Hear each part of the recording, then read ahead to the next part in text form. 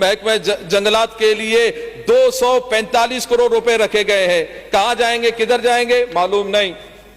اچھا, ایک اور بات, پچھلے سال بھی میں نے بات کی تھی اس پر جناب اسپیکر صاحب, میں نے توجہ دلایا تھا سندھ حکومت کو, مگر توجہ نہیں گئی. اقلیتی کمیونٹی کے لیے, غیر مسلموں کی عبادت گاہوں کے لیے, ان کی مرمت, تزئین و آرائش اور ان کی عمارتوں پر جدید آلات کی تنصیب کے لیے 152 کروڑ روپے رکھے گئے ہیں تاکہ وہ اپنی مذہبی رسومات خوشگوار ماحول میں ادا کر سکیں.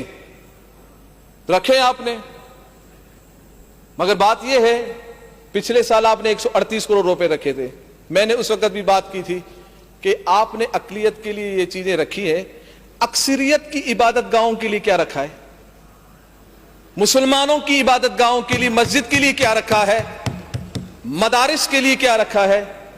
اس وقت بھی کوئی جواب نہیں آیا. میں نے توجہ دلایا, یہ یہاں پر سے ہم اسپیچ کرتے, ایک رسمی اسپیچ ہے, کچھ بھی نہیں ہونا.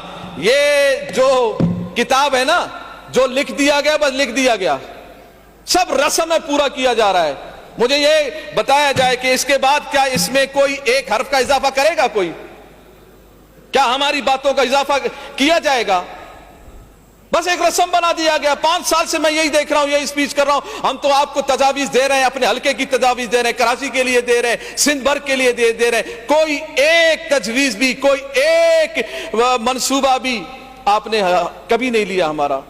میں نے پچھلے سال آپ سے یہ بات کی کہ 138 کروڑ روپے اقلیتوں کی عبادت گاہوں کے لیے رکھا گیا, تو اس مرتبہ آپ کو چاہیے تھا کہ آپ مساجد کی تزئین و آرائش کے لیے, مساجد کی مرمت کے لیے, مساجد کی تعمیرات کے لیے, مدارس کی تعمیرات کے لیے اور ان کو سہولت دینے کے لیے آپ کو اس بجٹ میں کچھ نہ کچھ رکھنا تھا. مگر افسوس کی بات ہے کہ کچھ بھی نہیں رکھا گیا.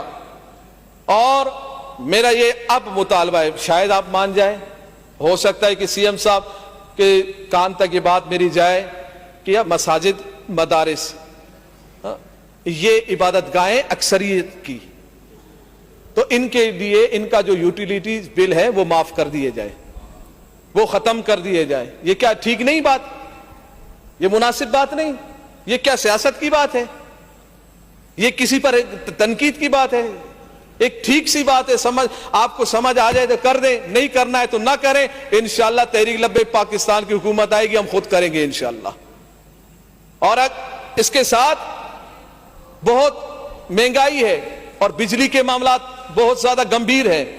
آپ سولر سسٹم مساجد اور مدارس میں لگائیں. آپ پتہ نہیں کہاں کدھر کدھر لگانے کے لیے آپ نے بڑے بڑے منصوبے رکھے ہیں.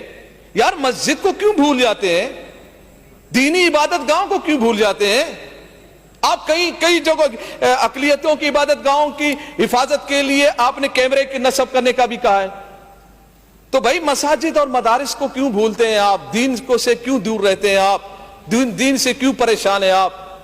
اگر آپ کہتے ہیں نہیں ایسی بات نہیں ہے مفتی صاحب, ہم پریشان نہیں ہوتے, ہم تو دین والے ہیں, دین کی کوئی بات ہے, تو میرا یہ تجویز جو ہے نا